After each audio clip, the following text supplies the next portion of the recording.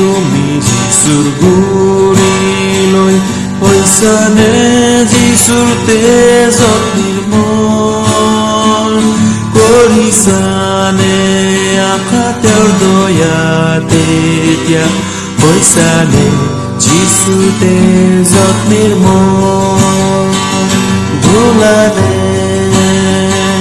তেওঁৰ তেজত তোমাৰ হিন্দুৰিয়া পাপ তোমাৰ বস্ত্ৰ নিচে কাহুত বগানে হৈছানে যিচুৰ তেজত নিৰ্মল তুমি সদায় যিচু কাষত আছানে হৈছানে যিচুৰ তেজত নিৰ্মল। ত্ৰাণকৰ্তা প্ৰভু যীশুখ্ৰীষ্টৰ মধুৰ নামত আপোনাক অভিনন্দন। পবিত্ৰ বাইবেলৰ মথিয় লিখা শুভবাৰ্তা 7 অধ্যায় 7 পদত আমি এইদৰে পঢ়িবলৈ পাওঁ, খোজা তেহে তোমালোকক দিয়া হ'ব, বিচৰা তেহে পাবা, ঠুকৰিওৱা তেহে তোমালোকলৈ দুৱাৰ মুকলি কৰা হ'ব। প্ৰভু যীশুৱে কয়, বিচৰা তেহে পাবা। প্ৰভু যীশুৱে এই জগতলৈ কিয় আহিল তাক লৈ এটি দৃষ্টান্ত কৈছিল।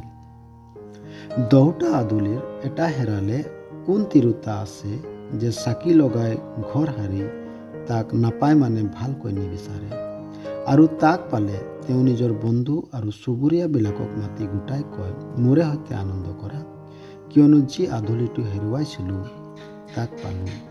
এইদৰে মই তোমালোকক কওঁ, মন পালটোৱা এজন পাপীৰ অৰ্থে ঈশ্বৰৰ দূতবিলাকৰ সাক্ষাতে আনন্দ হয়। পৰিত্ৰাণৰ প্ৰয়োজন হোৱা পাপীবোৰক বিচাৰি প্ৰভু যীশুৱে ধৰালৈ আহিল।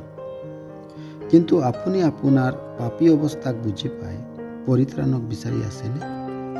যদি হয়, তেন্তে আপুনি এনে এজন উদ্ধাৰকৰ্তাক বিচাৰি আছে যিজনে আপোনাক উদ্ধাৰ দিবলৈ সক্ষম, আৰু সেইজনা হৈছে প্ৰভু যীশুখ্ৰীষ্ট।